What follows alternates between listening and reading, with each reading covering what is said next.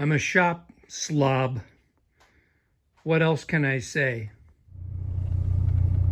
Welcome back to the channel, everybody. We are on a special adventure today. We are heading to my buddy Larry's super secret compound somewhere in rural southeast Arizona. We're gonna go check out some really awesome cast iron. Specifically, a vintage truck. But first, I have to make a critically important stop.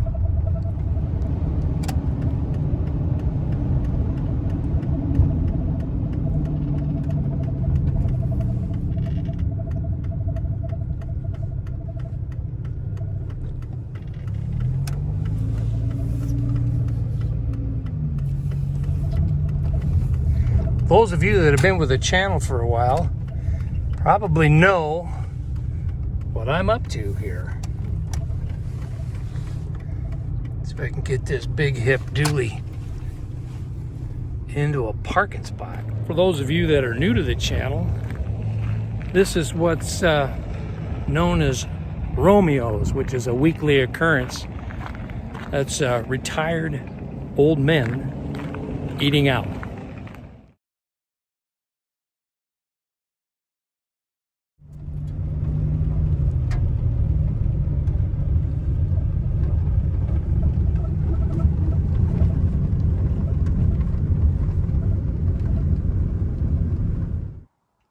We have a 1946 Chevrolet 1.5 or 2-ton truck. So Larry and our mutual friend Charlie did a road trip earlier this year and went all the way to Kansas to bring this thing back. It's an old grain truck, and the backstory on it is, I mean, they used it for quite a number of years, and then as farm sizes increased and crop yields grew greater, these old trucks became obsolete. So this thing got parked in a shed for a number of years, and then a tornado came through and demolished the shed. You can see up there when the timbers of the shed came down. Got a busted marker light there. Grill got crunched from a timber. Another timber came down right across the fender, broke the running light out. And the prior owner had to extricate this thing from the rubble and then put it in another machinery shed, and there it sat for all those years until Larry claimed it. So let's walk around this thing, see what all's here. This has the venerable Chevrolet 216 stove bolt 6-banger in it. And what's really amazing about this truck, it's got 36,000 original miles on it. I mean, it was a grain truck. They only drove it a month out of the year every year during harvest. And then as this truck became obsolete, they didn't drive it at all. And pause your video.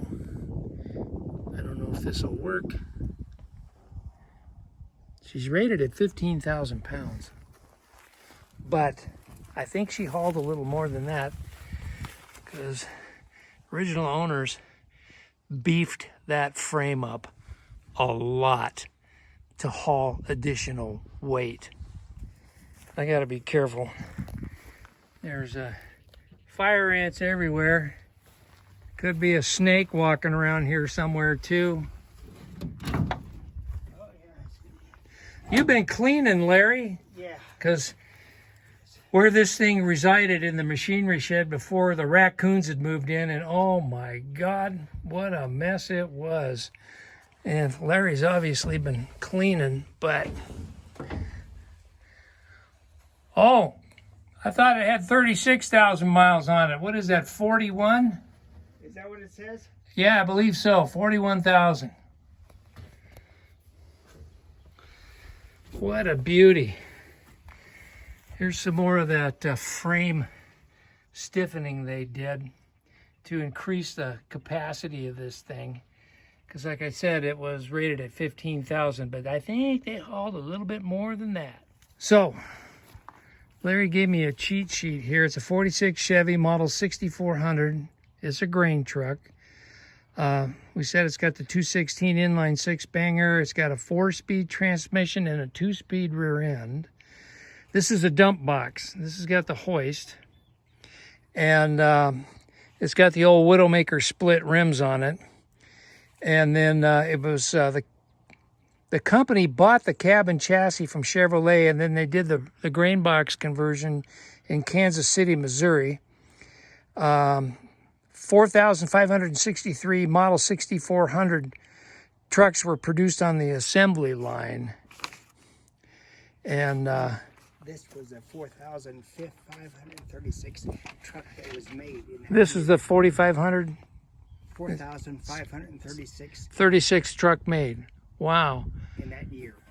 But that's a Omaha standard grain box on this thing. And there was obviously pride of ownership. Because look at the pinstriping all over this hoist box. This thing was really built. Diamond plate, rub boards on the side. You've got radius corners. What do you think, Larry? Is that an oak bed? Yes, that'd be oak. Oak bed. And look, those are 2-inch slats. Tongue and groove.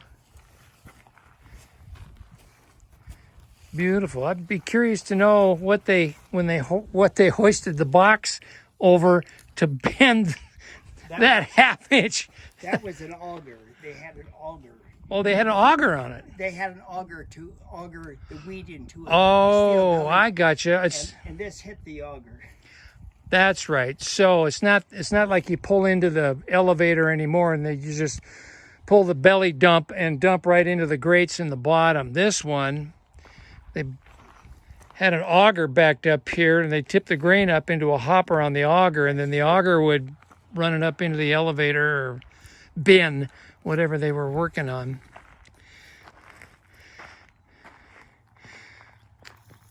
What a beautiful old Chevy. You know, you just can't find them this pristine anymore, even though there's some damage from the tornado, you know, especially up in Midwest and Rust Belt. I mean, they just rust out, you know, and then get junked.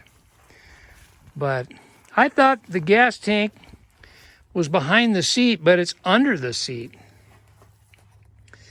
That funny little lever you see there on the gear shift, that's actually for putting this thing in reverse. And look at the ground strap for the battery. That thing's got to be 2 inches wide. And there's the old emergency brake lever. You pull that, and then it clamps around the drive line. It doesn't activate shoes in the back. But, I mean, there is no rust in this cab anywhere. Look at that heater, the old original heater. It's still got the original headliner in it. Look at the factory rubber on the windows. Normally that's all cracked and fallen out. This stuff is perfect and still very pliable. What a beautiful old truck. Running boards are in perfect shape.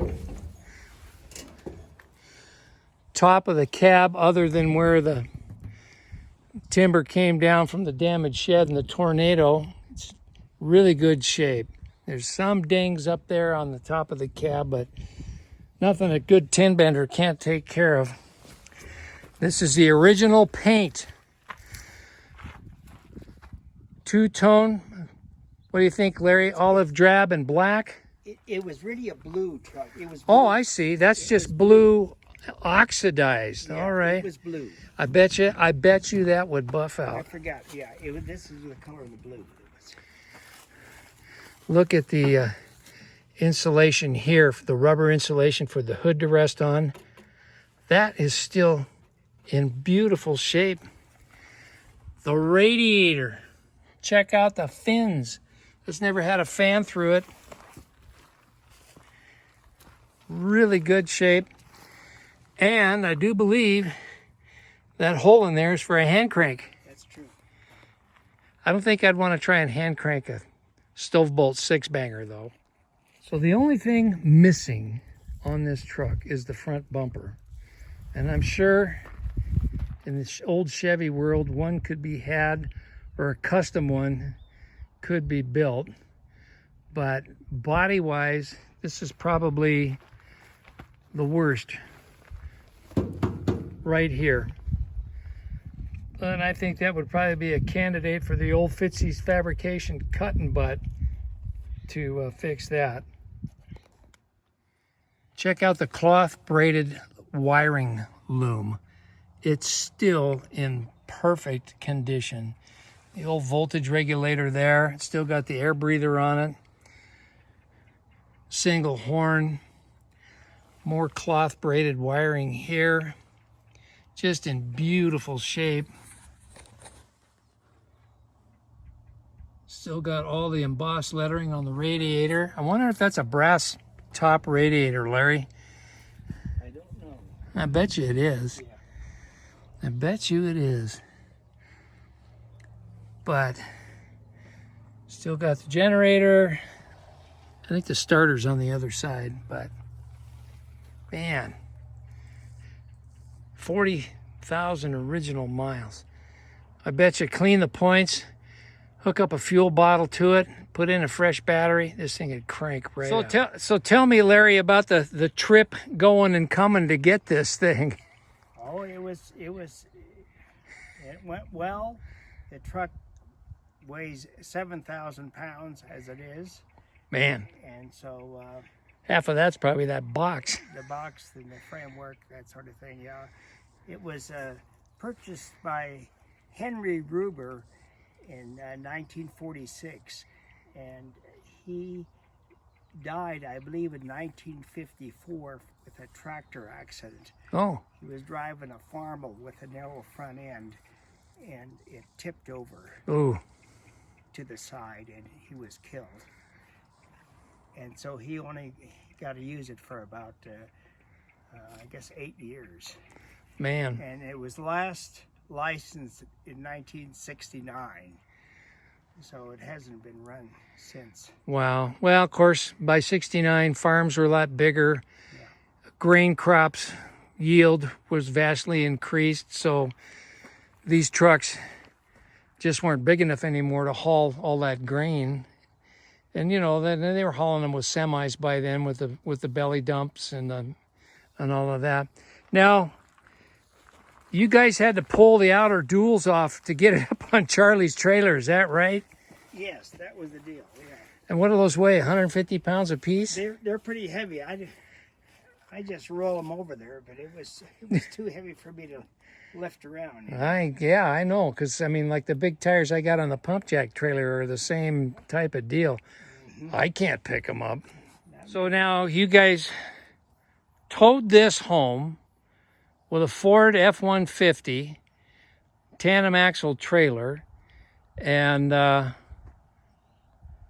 you guys got what, 16 miles to the gallon bringing it back 16 miles to the gallon, bringing it back. with a F-150. F-150. That's got the Coyote V8 in it though. Yes, So it made a difference, yeah.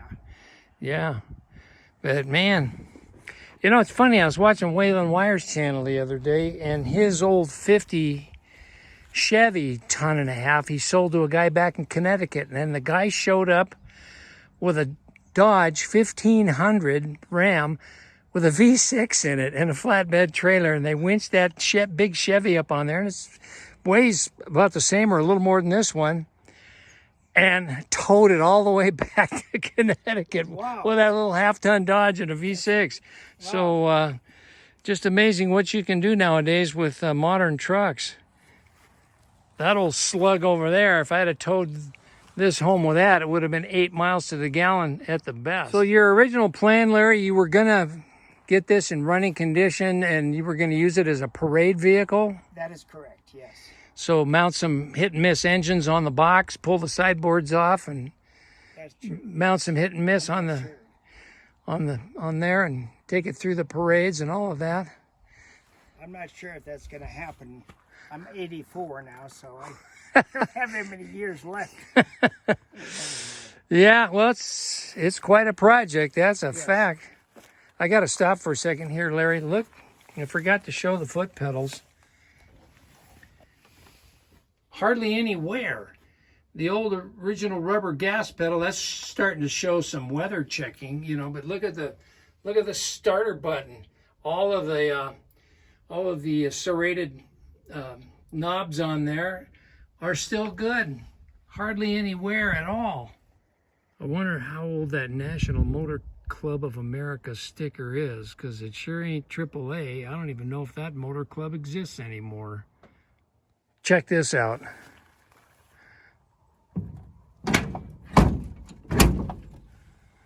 Modern trucks don't shut that good. There's no sag in the door pins.